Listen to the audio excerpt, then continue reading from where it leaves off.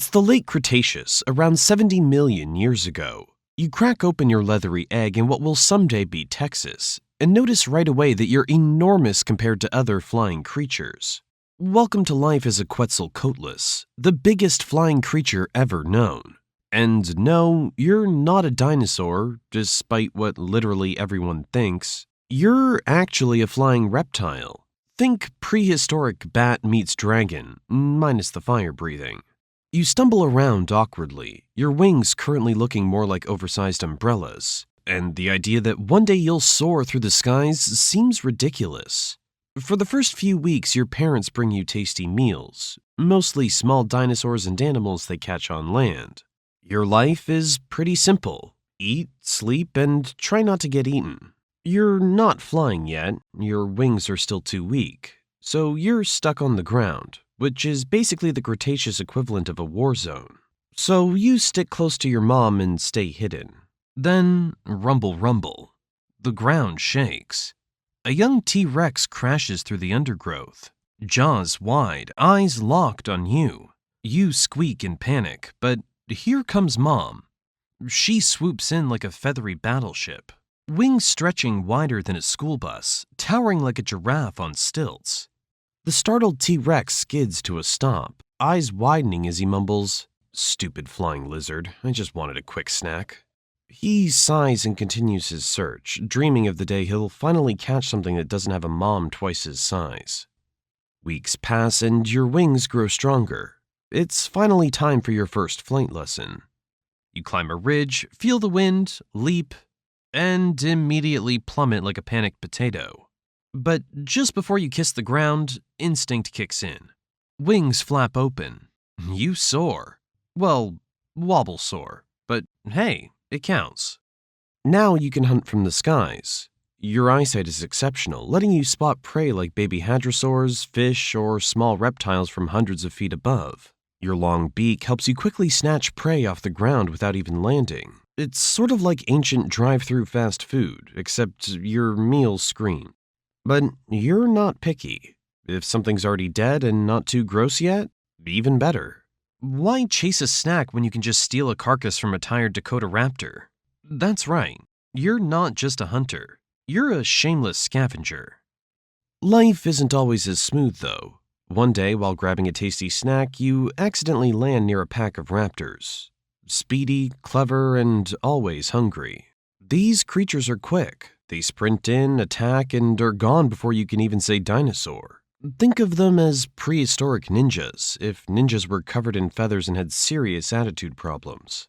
They circle, sizing you up like you're a prehistoric cooking show. And raptors don't go solo.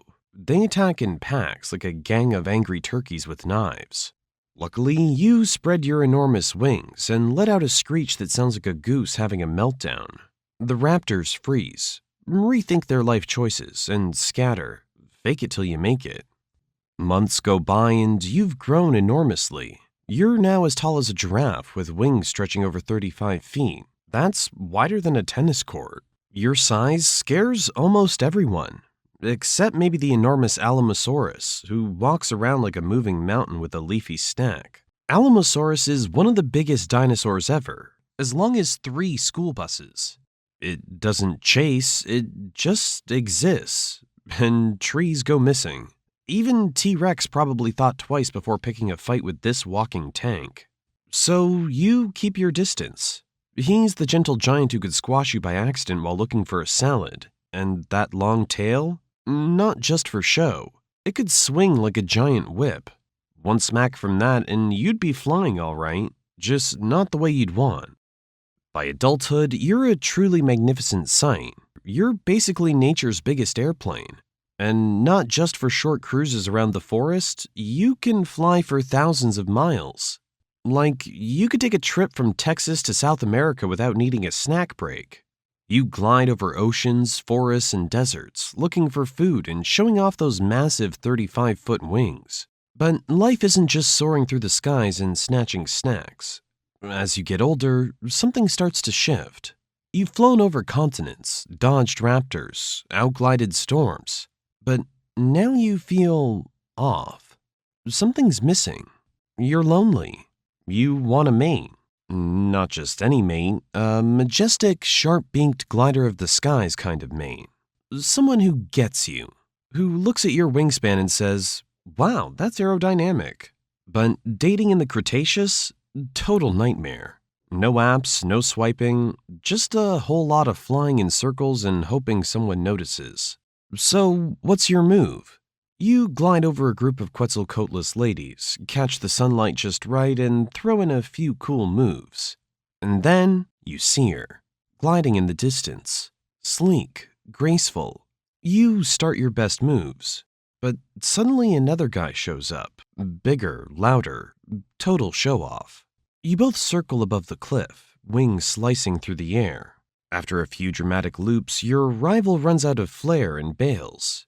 You land beside her, totally pretending you're not out of breath. She looks impressed. You pair up, fly together, and find a nesting spot far away from danger. Some place with a good view, decent weather, and minimal T-Rex traffic. She lays the eggs while you keep watch. Sometimes you glide off to grab food for the kids, because parenting in the Cretaceous means being a part-time delivery service. One day, while gliding low over a river to hunt some fish, you spot something massive lurking just beneath the surface. A Spinosaurus.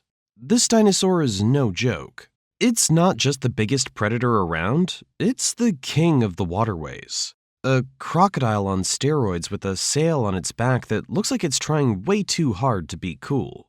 Spinosaurus have a relatively large brain for their size, making them one of the more intelligent predators of the Cretaceous. You've heard the stories. This thing is a monster of the waterways, snatching fish the size of cars and occasionally taking down dinosaurs that wander too close to the shore. You've even seen it scare off a T-Rex once, which is no small feat. But today, it's just chilling, half submerged, waiting for its next meal to swim by.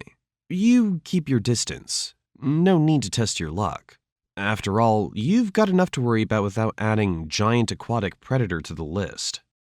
Your life as a Quetzalcoatlus is long, action-packed, and honestly kind of awesome for a giant flying reptile with no Wi-Fi. You'll live around 30 to 40 years, outsmarting predators and stealing snacks from anything that can't fly. That's pretty solid, especially when your main enemy, the T-Rex, barely hits 30 years before calling it quits. Not that it's surprising. They spend most of their time stomping around yelling at things and pretending their short arms aren't the punchline of every prehistoric joke. Meanwhile, your giant neighbor, the Alamosaurus, that walking skyscraper can live 70 years or more, mostly because no predator wants to deal with something that's as long as a basketball court, plus a bonus dinosaur tail. But as the years go by, you start to feel the weight of time. Your wings aren't as strong as they used to be, and your flights are shorter. You've lived a good life, soaring the skies, dodging predators, and raising a family. But now it's time to pass the torch to the next generation.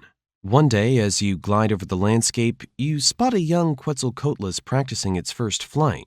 It's wobbly and awkward, just like you were all those years ago. But as you look back on the adventures of your life, you notice something strange in the sky. A bright light growing larger and larger. Curious, you watch. Unknowingly, you're witnessing the asteroid that will change everything. It slams into Earth, miles away, but still powerful enough to shake the skies and darken the world. The aftermath is terrible. Dust clouds block the sun, plants wither, and prey becomes harder to find.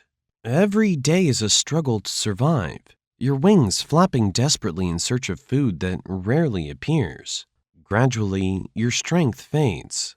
You're not alone. Around you, dinosaurs and fellow flying reptiles struggle equally. Even the mighty T-Rex wanders aimlessly, too weak to hunt. You share a brief moment of mutual understanding with your old enemy, both knowing the end is near. It's oddly comforting in a tragic way. Soon after, you finally land for the last time. Lying on the ground, you look up at the sky you once ruled. It's quiet now. The winds that once lifted you only carry dust. You close your eyes, not from fear, but from exhaustion. An ancient body finally giving in. No more soaring. No more hunts, no more sky dances. Even though the age of the dinosaurs and Quetzalcoatlus is ending, your legacy isn't entirely lost. Millions of years later, humans will uncover fossils of creatures like you, marveling at your massive wings and towering height. They'll imagine you soaring gracefully through ancient skies, painting pictures of a world long vanished